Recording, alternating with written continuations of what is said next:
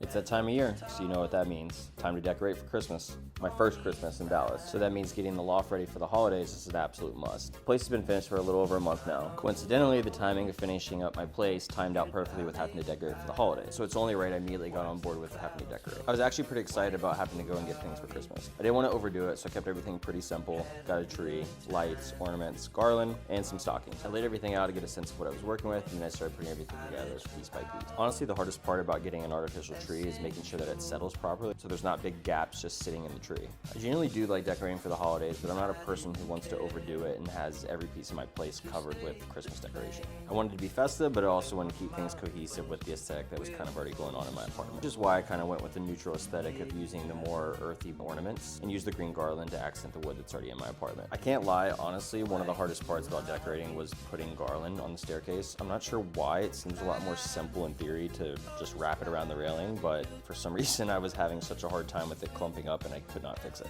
Doing all this really marked my first holiday here, which is crazy because today I realized I've been in Dallas for almost half a year now. A new city, a new place, different pace, definitely different weather from Miami, which is something I'm still trying to get used to. Adding these last small touches felt like the final steps in making the place feel like home for the holidays, which is exactly what I needed. This is the last thing I had on my list for the year, and it feels good to have the place pulled together for the holidays. Definitely a good way to close out the year.